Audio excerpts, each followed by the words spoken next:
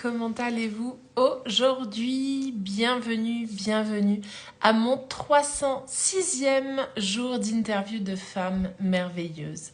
J'espère que vous allez bien en ce vendredi. Hélène Fourcade, life coach, experte en résilience, pour vous accueillir. Et je vais attendre quelques instants à Instagram pour vous prévenir que je suis en live. Je vois que vous êtes prévenus. Coucou Lucy Joy de Cap sur Soi-même. Hello Mama Sage, bienvenue. Alors, aujourd'hui, je vais, donc pendant que je vous... Coucou Coco. Pendant que je vous parle, je vais envoyer l'invitation à mon invité du jour, Aurore, avec qui je vais passer 20 minutes. 20 minutes ensemble, on va passer pour que je puisse la découvrir, car je ne la connais pas encore et je vois qu'elle est en train de se connecter. Coucou Aurore. Et donc, on va parler d'elle, de qui elle est, de qu'est-ce qu'elle fait et de comment est-ce qu'elle en est arrivée là. Et Coco, tu me dis, coucou ma grande, on te regarde toutes. Ah, coucou. Je vous envoie plein de bisous parce que j'ai plein de copines qui sont en retraite en ce moment à Toulouse et j'aurais tellement aimé être avec vous. Donc, une énorme pensée à chacune d'entre vous. Voilà, je vous embrasse très fort. Et sans plus tarder, je vais accepter Aurore. On va pas tarder à arriver. Voilà. En tout cas, les énergies sont là aujourd'hui. Hein. Je ne sais pas si vous les sentez. Hello! Salut Hélène, Comment vas-tu? enchantée, très bien et toi? Je suis contente de te voir en ce jour particulier parce que c'est un portail d'énergie, comme quoi on est quand même bien synchronisés, je trouve. Ouais, Exactement. Je suis ravie aussi parce que c'est vrai que c'est une journée quand même très spéciale. Hein. On est le 11 du 11 du 22. Donc c'est vraiment un gros portail énergétique aujourd'hui. ouais, c'est un portail assez puissant et je trouve qu'aujourd'hui on a vraiment cette capacité innée de ressentir cette communion avec l'invisible. C'est quand même très très fort et c'est l'opportunité parfaite pour poser ses intentions et se relier au plan subtil pour pouvoir manifester plein de jolies choses pour la suite. C'est une grande transition que nous sommes en train de vivre actuellement. C'est très profond. Alors moi, je les ai posés à 11h11 ce matin. Voilà. Trop J'ai- parfait. je me suis autorisée, je me suis fait un petit kiff. À 11h11, je pose mes intentions. C'était génial. Hmm. Très J'ai bien. fait avec une amie, c'était vraiment super. Alors, sans plus tarder, parce qu'on est quand même là pour toi, Aurore, pour que je puisse te découvrir moi et ma communauté, ma très très belle communauté, à qui je fais plein de bisous. Donc, on est là pour te découvrir un petit peu, parce que je ne te connais vraiment pas. Moi, j'interviewe des belles âmes Mhm. sans vous parler en amont. C'est vraiment ma Garantis, spécialité. garantis pas que je suis une belle amant après. On l'est toutes, on est toutes et tous des belles âmes. Et vraiment, je vais très peu regarder vos profils parce que j'adore vous découvrir en direct, en fait. Et alors, si tu es OK avec ça, on va le faire comme ça. Donc, tu vas nous décrire vite fait en quelques mots qui es-tu, mais vraiment de manière synthétique. Ensuite, tu vas nous dire un petit peu qu'est-ce que tu fais, quel est ton métier, comment tu travailles et comment on peut travailler avec toi. Et ensuite, on ira voir quel est ton parcours, justement. Comment est-ce que tu en es arrivé à faire ça? OK? Ok, c'est une vaste question. Déjà, la question de qui suis-je, je trouve que c'est une grande question existentielle et je pense que si on était tous amenés à se poser cette question-là, je pense qu'on irait vraiment en profondeur dans nos missions d'incarnation à tous. Alors, j'ai pas trop envie de me définir par rapport à ma profession. Je dirais que je suis une âme en quête de sens, une âme en exil sur ce plan terrestre, en quête de connaissance, d'éveil et de lumière. Et je crois que c'est peut-être ce qui pourrait le mieux me définir, juste ça en fait, ouais. J'adore. Et effectivement, cette vision-là que j'ai de moi m'a amenée à vouloir apporter ma lumière à toutes ces personnes que je rencontre au quotidien. Et j'ai trouvé ce vecteur effectivement, non pas de la thérapie, mais plutôt du coaching ou en tout cas à guider. Euh, je crois que le terme de coaching aujourd'hui, il est tellement utilisé de plein de façons différentes que, ouais, peut-être de ramener les choses à juste une forme de guidance pour essayer de révéler la lumière en fait en chacun.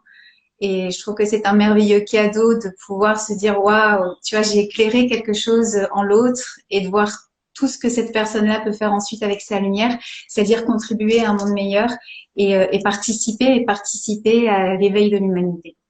Donc, Je suis comme un espèce de petit grain de sable sur cette vaste plage qui coexiste avec d'autres grains de sable pour amener justement ce changement dans l'humanité. Qu'est-ce que je pourrais dire de plus? Oui, donc j'ai choisi effectivement ça, le fait de guider les gens, au travers aussi des créations, pour moi c'est très important parce que j'ai une âme d'artiste. Donc le fait de le faire par la création d'oracles ou par des peintures spirituelles, intuitives, de le faire aussi au travers d'une forme de poésie que j'aime beaucoup mettre aussi dans ma manière de parler, etc. Ben, c'est très important pour moi de le manifester de cette façon-là. Donc je rentre pas dans les cadres, j'ai pas d'étiquette. C'est génial, c'est parfait. Ouais. On Je peux adore. pas, je peux pas me définir de cette façon-là, tu vois, dans un cadre de coach ou de thérapeute. Je suis je suis rien de ça, en fait. Je suis juste, ouais, c'est pas mon exil. Mm. Tout est parfait comme ça et ça donne de toute façon envie de te découvrir un peu plus. Donc on va aller justement sur qu'est-ce que tu fais aujourd'hui, qu'est-ce que tu proposes. Tu nous as parlé d'oracle, tu nous as parlé d'accompagnement, de guidance. Raconte-nous vraiment là pour le coup plus en détail tout ce que tu partages et de quelle manière tu contribues à l'éveil de l'humanité.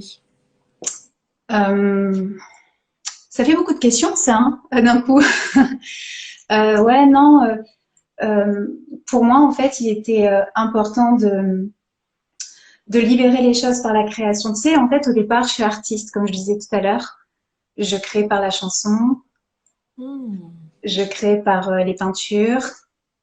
Et à un moment donné, m'est venue cette idée de créer par les oreilles. Donc, je vous présente parce que je ne l'ai pas encore présenté, Origine. Voilà. Tu le connais ou pas? Alors Du coup. j'ai été juste regarder juste avant qu'on se Ah, et j'ai vu tes trois posts épinglés, il me semble que je l'ai vu. ah. Moi, j'ai un Donc, petit peu spoilé. De temps en temps, j'aime bien quand même aller regarder, mais je fais pas je parcours vraiment pas tout votre feed parce que je veux vraiment vous découvrir en direct. Mais j'ai ouais. vu, donc, sur les trois derniers posts que tu as fait, tu as épinglé, donc, l'oracle. Et j'avais très envie d'en parler avec toi, justement, donc ça Ouais. tombe. Ouais, Origine, bah, c'était un vrai projet de vie, c'était un vrai projet de cœur, un projet d'âme aussi.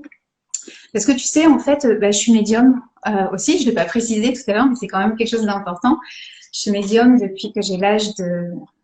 Bah, en fait, depuis toujours, mais ça s'est révélé à moi quand j'avais 13-14 ans.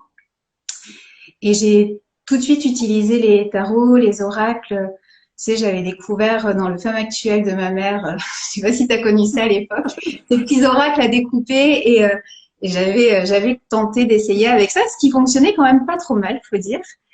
Et voilà, donc j'ai utilisé pendant des années les oracles. Et puis il y a une dizaine d'années, je commençais à m'ennuyer un petit peu dans ça. Parce que je trouvais que c'était trop... Les choses se ressemblaient tout le temps. Et tu sais, j'ai appris vraiment à connecter de façon directe aussi avec les gens. Et j'utilise vraiment moins de ce support-là.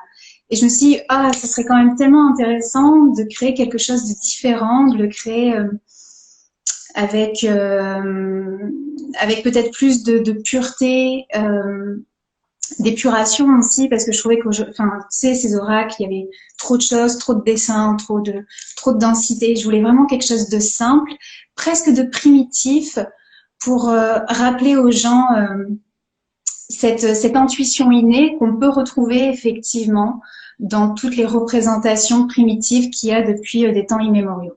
Donc, tout ce qu'on peut retrouver dans ces dessins presque enfantins ou dans les grottes préhistoriques, etc. J'aimais vraiment ce côté très mythologique issu des sagesses anciennes.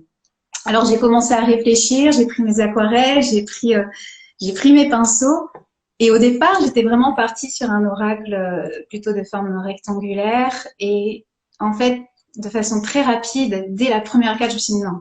En fait, il faut qu'il soit rond. Il faut qu'il soit rond parce que ça va rappeler la lune, ça va rappeler les astres, ça va rappeler le samsara, la roue qui tourne, celle qui représente bah, ce processus de notre âme qui tend toujours vers l'éveil.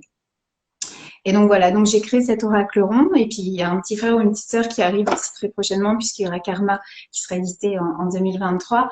Et je suis quand même vachement heureuse de voir tout ce qu'il génère en fait chez les gens parce que c'est comme un ami en fait. Tu sais que tu sors de ta poche un guide précieux et ouais, les retours me touchent vraiment vraiment énormément.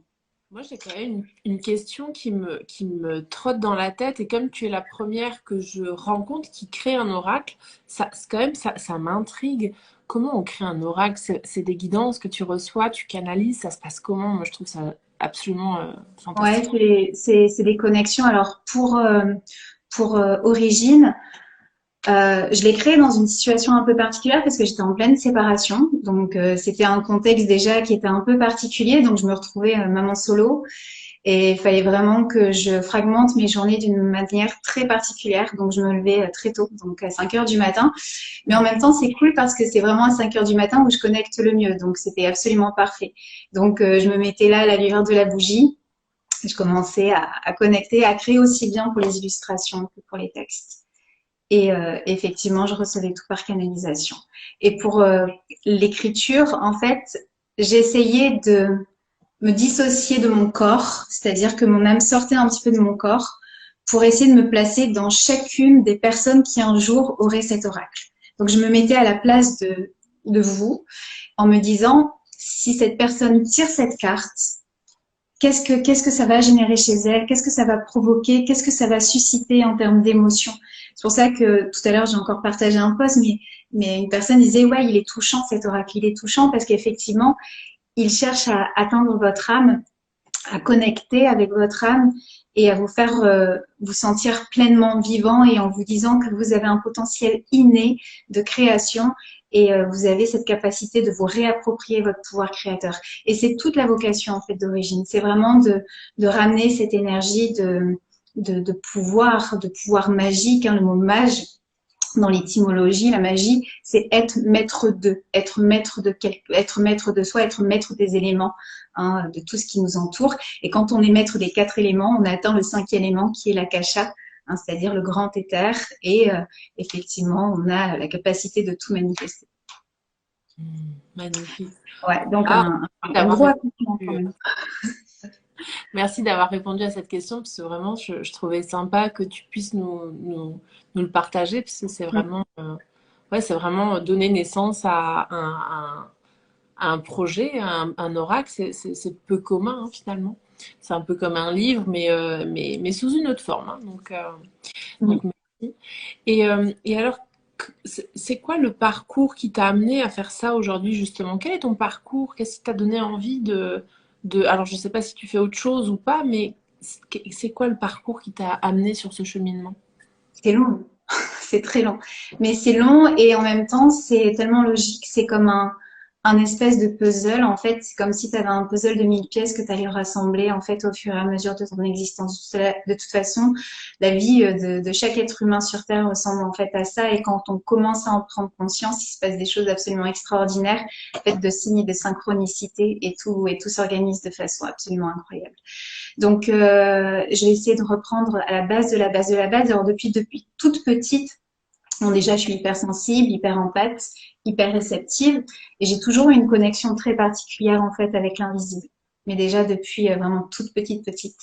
Quand je jouais avec mes copines à la coiffeuse, tu sais, quand elles me touchaient les cheveux, je me sentais enfin, je sentais une vibration me traverser, c'était extrêmement puissant, je sentais vraiment leurs énergies, je sentais cette connexion en fait d'âme à âme, sauf que quand tu as 8 ans, en fait, tu ne peux pas, tu ne le conscientises pas et en plus, tu ne peux pas poser des mots dessus. Et tout ça, ça s'est renforcé après à 10 ans où je commence à faire des voyages astro. Donc déjà, et ça s'est manifesté par les rêves, enfin en tout cas de ce que je pensais être des rêves à l'époque, où je me voyais vraiment flotter en fait dans l'univers. Et je voyais des astres, je voyais l'univers tel qu'il nous l'est décrit aujourd'hui, montré par la NASA, avec des images technologiques d'aujourd'hui. Donc c'est-à-dire qu'à l'époque, hein, dans les années 80, il n'y avait pas ces, il y avait pas ces images-là, donc c'était pas possible. Euh, et quand je réalise ça aujourd'hui, je me dis waouh, c'était dingue. Je voyais, je flottais dans la Voie lactée. Ouais, c'était très beau, très impressionnant, mais très déstabilisant aussi parce que des fois, j'avais vraiment cette sensation de perdre le contrôle, quoi. J'avais cette sensation d'être aspirée, d'être emportée. Et puis voilà, t'as vraiment les choses avec beaucoup de détails. À 16 ans, j'essaye de suivre un espèce de rythme chronologique. Non, avant mes 16 ans, donc à 13 ans, je découvre le chant. En découvrant le chant, je comprends que je suis complètement connectée en fait à l'invisible et aux anges. Et c'est là où j'ai mon premier contact avec les archanges, où je les sens se réjouir pleinement en fait que je me connecte à eux par le chant. C'était mon moyen de communication avec eux. Et j'ai mes mémoires aussi chamaniques qui ressortent aussi en surface à ce moment-là. D'un coup, et je ne sais pas pourquoi, je suis attirée par les Amérindiens, les chamans, etc., etc. Et je vais, à 13 ans, commencer à étudier tout ça. À 13 ans, je suis dans ma chambre. Mon père travaille dans la presse à ce moment-là. Il m'a ramené plein de fascicules sur l'histoire et en autodidacte, je commençais à étudier tout ça. Mon exposé de collège en cinquième, c'est sur ce sujet-là aussi. Je vais étudier toutes les tribus amérindiennes. Bref, c'est puissant. Et à un moment donné, puisque le chant arrive en parallèle, je me mets à chanter des chants amérindiens dans ma chambre, avec une voix assez impressionnante des fois, qui n'était pas la voix d'une jeune fille de 13 ans, mais qui était plutôt celle d'un gardien du sacré d'une trentaine d'années. Donc c'était ouais, assez impressionnant. Et donc de fil en aiguille, le processus continue. Je perds mon grand-père quand j'ai 16 ans, il part le jour de mon anniversaire, et là tout m'explose à la figure d'une façon incroyable. Donc j'ai des flashs, j'ai des connexions incroyables, sauf qu'à l'époque, à 16 ans, tu penses un petit peu à autre chose que à te connecter avec les défunts ou avec l'invisible. On a d'autres préoccupations à 16 ans et forcément, je suis un peu dans un déni de ce que je suis, dans un déni de ce que je suis en train de ressentir. Sauf que l'univers, il me rappelle un petit peu à l'ordre en me disant « Eh oh, on est en train de t'apporter quelque chose, là, ou en tout cas, on est en train de te faire souvenir de quelque chose. Ce serait peut-être temps maintenant que tu utilises ton don et que tu utilises ce que tu as choisi d'incarner dans cette vie. » Donc au départ, c'est pas très agréable, puisque je vais ressentir vraiment, tu sais, des douleurs au niveau du plexus solaire. C'est assez puissant, c'est assez fort. J'ai des flashs très bruts, parce que ce qu'on me montre, c'est pas forcément des choses agréables, des incendies, des morts, des accidents, enfin des choses comme ça. Et donc à un moment donné, je suis là et j'ai l'hiver. Non mais attends, c'est quand même chouette, mais moi je veux pas recevoir des choses aussi moches que ça. Donc stop, maman, t'arrêtes. L'univers m'a entendu. Du jour au lendemain, je n'ai plus reçu de flash direct. Par contre, mes énergies, mon corps, lui, continuer de recevoir les informations au niveau du plexus, au niveau de cette sensation d'hyper-réceptivité accrue. C'est-à-dire que quand je me retrouvais dans des endroits où il y avait énormément de monde, je faisais des malaises vagos et j'étais pas bien, quoi. C'était voilà, tout ce qui était foire expo, pharmacie, enfin tu vois, ces endroits où il y a des égrégores qui sont très très lourds, c'était hyper inconfortable. Et donc, dans la continuité de tout ça, mon hyper émotivité et mon hyper réceptivité font qu'à un moment donné, je suis toujours en train d'analyser ce qui se passe à l'intérieur de moi, tu sais, parce que je commence à faire des malaises vagos du fait de mon hyper réceptivité, ce qui est d'ailleurs un processus très récurrent chez les chamans, dans la pure tradition chamanique, où effectivement, on identifie effectivement ces êtres qui ont la capacité de se relier au monde invisible de cette façon-là. Ce sont les chamans, les vrais chamans sont identifiés parce que d'un coup, pouf, ils tombent dans les pommes et ils rentrent dans des transes après, et c'est hyper impressionnant. Donc, je commence à faire hyper attention en fait à tout ce que j'éprouve, mais franchement, c'est hyper chiant, quoi. Donc, ce que je fais, c'est que pour sortir de cette tendance à toujours regarder à l'intérieur de moi, qui limite à ce moment-là, que je trouve presque très égocentrée, je choisis de partir au Népal. J'ai 22 ans à cette époque-là et je finis mes études d'histoire de l'art et d'archéologie, dans lesquelles je me retrouve pas du tout parce que c'est trop élitiste, parce que c'est trop cuculapraline et je me dis non, il faut que je fasse autre chose. Moi, je voulais être Indiana Jones et du coup, je me prends mon billet d'avion et je pars pour le Népal avec juste un sac à dos de 6 kilos. Je sais absolument pas où je vais, je sais pas du tout ce qui m'attend. Et c'est parti mon kiki. Et je pars vraiment toute seule. Donc j'ai mes parents qui sont en larmes à l'aéroport. Ah, j'allais revenir, etc. Mais c'est le plus gros et le plus beau coup de pied au cul que je me suis donné de toute ma vie. Je pouvais pas me faire de plus joli cadeau que celui-ci. En tout cas, c'est très courageux. Parce que mon ego en a pris un sacré coup, parce que nous, en Occident, il faut dire qu'on est quand même hyper centré sur nous-mêmes. On est très On est dans une vision très, et puis surtout en France, hein, on est vraiment dans une vision très indépendante et très très autonome et parfois très ouais très selfish, quoi, très égocentrée.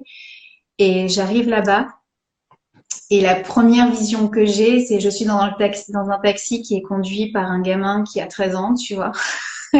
Et là, je suis pas rassurée du tout. Et je vois dans les fumées de poussière des rues, des femmes dans des saris aux couleurs flamboyantes. Et c'est juste incroyable. Ça, c'est la première image que j'ai du Népal. Et là, je me dis, waouh, je sais pas ce qui m'attend, mais ça va être incroyable. Et de fil en aiguille, bah, je fais des rencontres. Je rencontre des gens, des locaux, bien sûr, des autochtones. Je rencontre aussi, bien sûr, des étrangers qui viennent ou d'Israël ou de Suisse ou du Canada, des Américains. Enfin bon, bref, c'est merveilleux, c'est extraordinaire parce que je suis face à d'autres cultures et je vais beaucoup apprendre au travers de ces personnes-là. Et ça va être incroyable. Et il y a une rencontre qui va changer beaucoup de choses aussi dans ma vie. C'est la rencontre avec Debiki.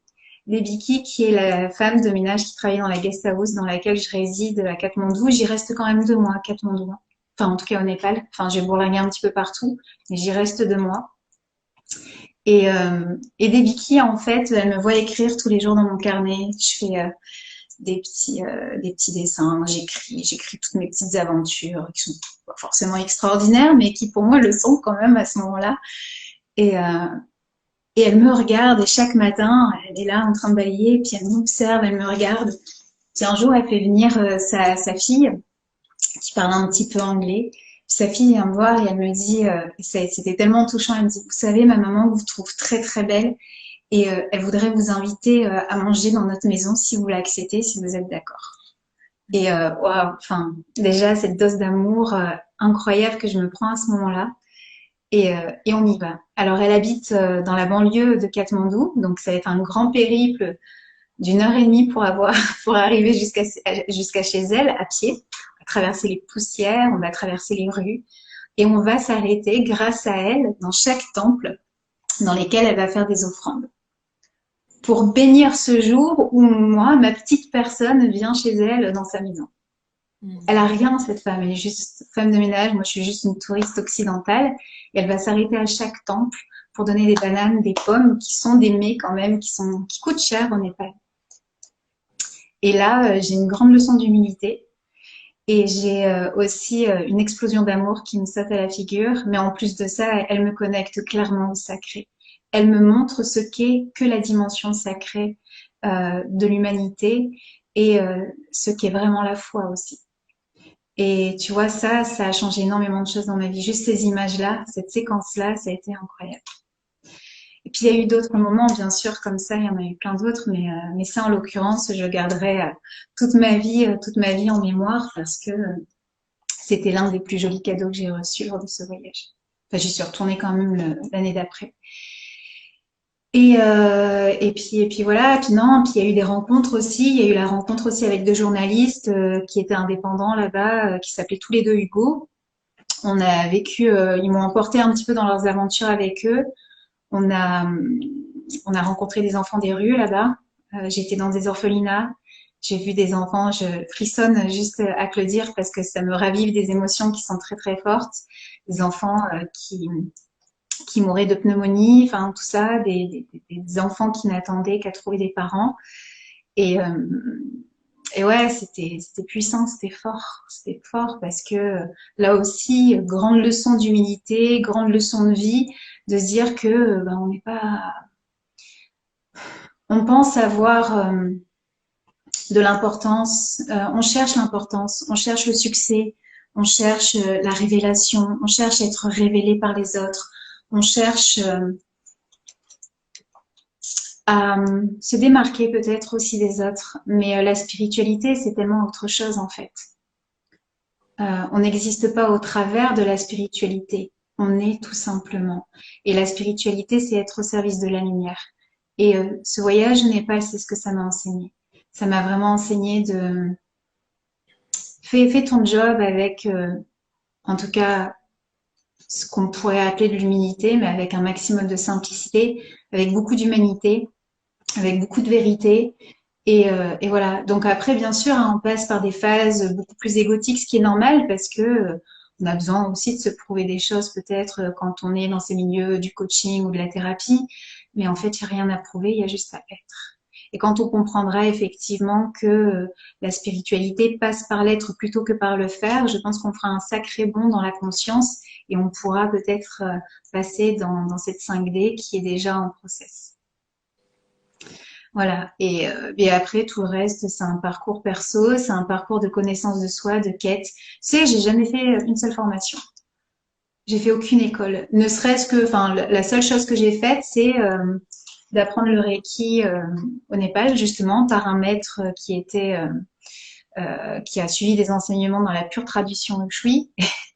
Et, euh, et je réalise là, juste en te disant là, qu'il y avait des synchronicités absolument incroyables d'ailleurs. Et, euh, et il m'a beaucoup enseigné dans cette énergie d'humilité, de simplicité. C'était vraiment un gars qui payait pas de mine, tu vois, et qui était marié, qui était occidental et qui était marié à une népalaise. Et c'est pas le Reiki qui m'a appris, c'est tout ce qu'il y a derrière en fait. C'est justement ce don, la capacité à lire l'âme des gens, d'aller chercher la connexion. Je me rappellerai toujours d'un jour où il y avait quelqu'un qui avait des problèmes d'eczéma à la guest house et il me dit non mais tu sais tu rencontres quelqu'un qui a des problèmes d'eczéma, limite tu sors pas tes protocoles de Reiki, tu lui dis juste de prendre du sel et de le passer au-dessus de son épaule. Et puis il me regarde avec un petit sourire genre en fait tout est là. Donc c'est pas tant tu vois ça tout ce qui se passe dans l'énergie qui m'a appris. C'est tout ce qu'il y a derrière qui est psychosomatique. Donc lis l'âme des gens, comprends ce qu'il y a dans la psyché, comprends ce qu'il y a dans le psycho-émotionnel. En fait, tes mains, tout le reste, on n'a pas besoin. C'est juste une connexion d'âme à âme, de cœur à cœur. C'est juste ça. Ce qui guérit véritablement, en fait, c'est l'amour et rien d'autre. Mais vraiment, c'est l'amour qui guérit. Rencontre quelqu'un qui ne va pas bien, tu lui apportes de la considération, un peu d'amour, tu lui apportes un peu de présence, et la personne, elle repart, elle a la banane, elle a la patate, et surtout, elle repart avec non seulement de l'espoir, mais aussi de la foi. Et c'est ça qui guérit, c'est la lumière. Tout le reste, pour moi, c'est du folklore. Et c'est bien ça, tu vois, dans cette petite séquence de ce truc-là, vas-y, jette du sel derrière ton épaule. Et c'est ça, tu vois, qui me l'a vraiment montré, qui me l'a enseigné. Merci de nous le partager ce soir, Aurore. C'était très beau, hein. J'étais hypnotisée par tes aventures au Népal, par tout ce que tu y as vécu, tout ce que tu as, Mhm. avec tout ce que tu as connecté là-bas. C'est vraiment, ça m'a transportée, tu vois, je voyageais avec toi. Mhm. Merci de nous l'avoir partagé. On est Avec un petit plaisir. peu passé, mais c'est ok, hein, vous m'en voudrez pas, hein. Moi, j'étais Ouais. hypnotisée, j'ai même pas vu l'heure. En tout cas, donc on arrive à la fin de ce live qui d'habitude dure une petite vingtaine de minutes. Euh, J'avais envie de te poser la question, quel message tu as envie de laisser justement aux personnes qui nous écoutent ou celles qui regarderont en replay, mais tu as déjà laissé un tellement beau message que est-ce que ça peut être encore plus beau? Je vais te poser la question. Euh, Qu'est-ce que je pourrais laisser comme message sinon que ne cessez jamais d'écouter votre âme, ne cessez jamais d'écouter votre intuition, ne cessez jamais d'écouter votre cœur et incarner puissamment votre lumière. On rentre dans une phase où l'humanité est en pleine transition, est en pleine transformation. Et aujourd'hui, ce qui importe, c'est que nous puissions être ensemble, en fait. On est tellement issus de la séparation. On a tellement vécu la séparation et nous la vivons chacun dans notre individualité, au travers de séparation avec des personnes que nous aimons, à travers soi, à travers la maladie, à travers plein de choses. Et tout, toute l'expérience de ça, c'est de trouver l'unité. C'est de revenir à l'unité, c'est de revenir à cette complétude. Et quand on est dans cette complétude, eh bien, on est capable de diffuser sa lumière, on est capable de donner véritablement et de la plus jolie manière qu'il soit. Encore une fois, la spiritualité, c'est vraiment, ça passe vraiment par l'être et voilà. Donc notre mission d'incarnation commune à tous, Parce qu'il y a souvent ces gens-là, moi je le vois dans les consultations, les gens sont friands de se dire oh, quelle est ma mission d'incarnation, pourquoi je suis arrivée sur Terre, qu'est-ce qu'on me demande, etc. Mais ta mission d'incarnation, en fait, elle est très simple. C'est simplement de diffuser ton amour. Mais pour diffuser ton amour, il faut avoir réparé tes blessures. C'est pas quelqu'un d'autre qui pourra les réparer tes blessures. Je pense que nous, les coachs, les thérapeutes, etc., on doit vraiment se dissocier de cette idée que nous sommes des guérisseurs. C'est faux. Nous sommes juste des éclaireurs. Nous sommes juste là pour rallumer la lumière. Et c'est les gens qui font le job. C'est les gens qui font le travail. Là, encore une fois, nous sommes aujourd'hui, parce que je vois tellement il y a tellement du grand n'importe quoi aujourd'hui dans le monde du coaching est devenu tellement vaste, on voit de tout et du n'importe quoi. Il faut qu'il y ait une expérience derrière. Quand je te disais tout à l'heure que j'ai pas que j'ai pas suivi de formation, etc. C'est pas que j'en ai jamais eu envie parce que j'ai passé ma vie à observer mon existence, à observer les autres, à observer le monde, à observer la nature, à observer ce qui se passe à l'intérieur de moi. Je peux avoir 1000 personnes devant moi, je pourrais analyser l'âme de ces 1000 personnes en détail, tellement j'ai une connaissance de moi-même. Donc apprenez à savoir qui vous êtes vraiment et vous pourrez percer tous les secrets du monde, de l'âme du monde et de l'humanité. Ça, c'est évident.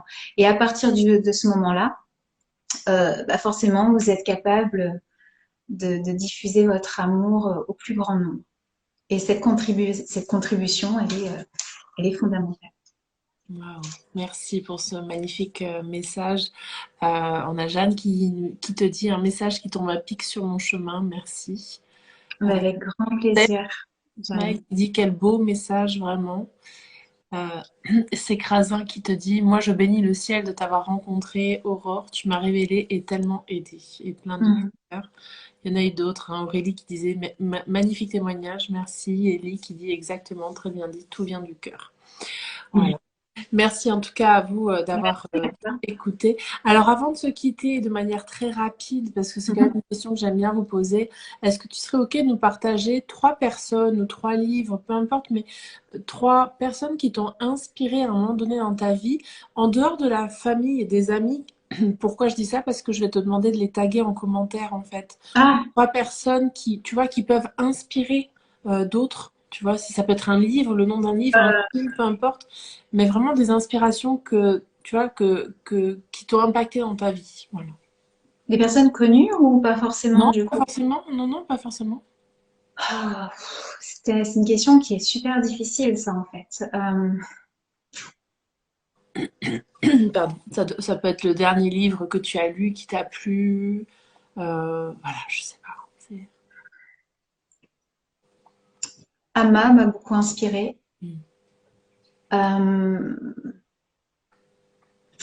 Tony Robbins aussi. Alors c'est très américain, mais si les gens comprennent qui est vraiment Tony Robbins, je pense que tu sais, c'est pas un coach, c'est le meilleur coach du monde, hein. Le meilleur des meilleurs, pardon. Mais s'il est aussi bon, c'est que il est justement pas coach. Il sait lire l'âme des gens et ça fait toute la différence. Pour moi, ce qui fait un bon coach, c'est d'avoir cette capacité justement à se détacher pleinement de soi pour percevoir l'âme de l'autre. Donc ouais, je dirais Tony Robbins parce que ouais. Et et une autre personne, je pense que je partirais dans quelque chose de beaucoup plus musical pour le coup. Très difficile parce que il y a beaucoup de gens qui m'inspirent. Choisir que 3 personnes, c'est hyper compliqué. Au niveau musical, ouais, les chanteurs, les chanteuses américaines, ouais, franchement c'est difficile. Il y a trop de personnes, je peux Bon, pas là comme ça. ok. Mais laisse-moi réfléchir encore un petit peu pour taguer ensuite. Mais ouais. Mais tu profiteras également pour venir mettre tes coordonnées en commentaire si quelqu'un ne te connaît pas encore de ma communauté et a envie de connecter avec toi, qu'il puisse te retrouver rapidement, tu vois, dans les commentaires, ça c'est chouette aussi. Ouais. Et puis tu peux mettre le nom de ton oracle que tu auras créé, puisque je rappelle, hein, de ce live, tu nous l'as présenté. Il est là, ouais, origine. Voilà. Et puis aux éditions Le Lotus et l'éléphant, j'ai pas précisé tout à l'heure, il est sur toutes les plateformes de vente et c'est un super pote. Voilà. Yes.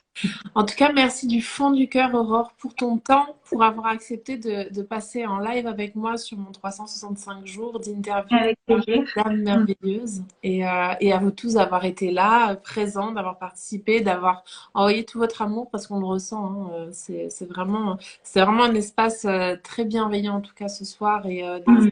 très très belles. Donc merci à vous tous d'y avoir participé. Voilà. Merci à toi, Je vous vraiment souhaite profondément. je vous souhaite une très très belle soirée et je vous dis peut-être à demain. J'ai quelqu'un qui doit me confirmer pour demain, mais si, si vous avez envie de participer à mon défi, il me reste encore une soixantaine de jours à faire, donc n'hésitez pas, écrivez-moi un petit message en privé et on peut regarder pour une date. Voilà. Je t'embrasse très fort, Aurore, je vous embrasse très très fort et je vous dis Avec plaisir, je t'embrasse aussi. Passe une bonne soirée. À merci. bientôt. Au revoir. Ciao.